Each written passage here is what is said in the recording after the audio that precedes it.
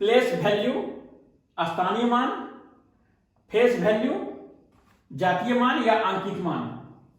तो आप इस बात को ध्यान रखेंगे, इस बात को आप ध्यान रखेंगे कि प्लेस वैल्यू चेंजेबल है जबकि फेस वैल्यू चेंजेबल नहीं है। अंकित वैल्यू भी यह बदलता नहीं है, जिसमें जैसे आपको पूछेंगे कि 5 का फेस वैल्यू क्या है, तो 5 ही है, इसमें कोई चेंज नहीं होगा। 3 का क्या है, 3 ही है। 9 का क्या जातीय मान और अंकित मान क्या है, 9 है। यानी यह जो दिखता है फेस के सामने जो है वही उसका जातीय मान और अंकित मान होता है। इस बात को आप समझ गए, ये क्लियर है। अब आते हैं प्लेस वैल्यू के बारे में, जो स्थानीय मान है। तो सीटेट, आप सीटेट का प्रीवियस ईयर का क्वेश्चन निकाल के देखेंगे तो कोई साल का ऐसा क्वेश्चन नहीं है जिसमें स्थानीय मान 9 आया हो। इसलिए यह चैप्टर जो है वीवीआई के रूप में है।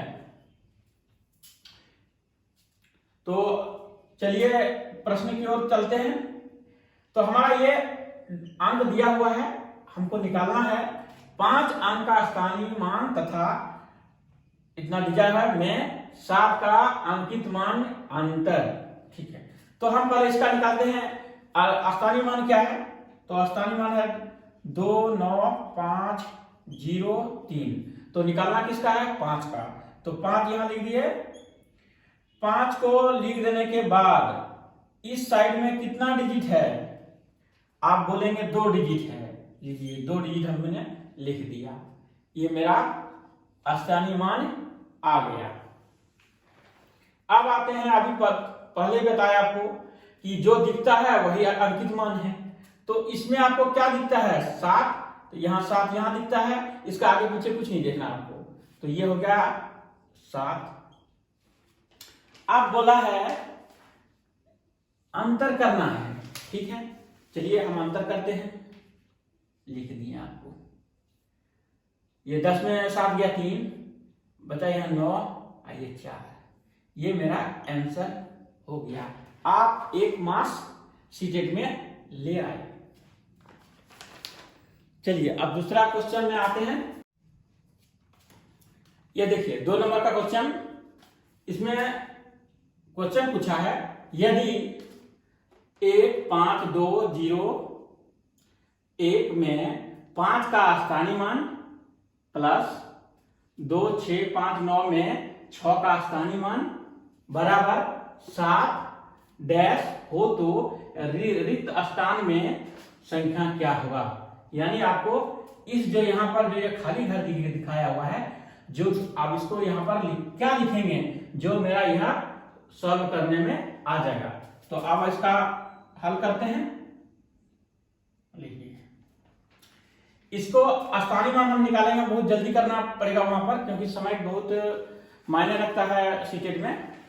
तो यहीं से हम निकाल लेंगे, इसको न लिखकर लंबा प्रोसेस नहीं करते हैं। तो इसका 5 का स्थानीय मान 5 हो गया है, यहाँ पर 5 लिख दिए। 3 है, 3 0 है, 1 2 3। तो ये मेरा हो गया 3 0। ठीक है, जोड़ देंगे।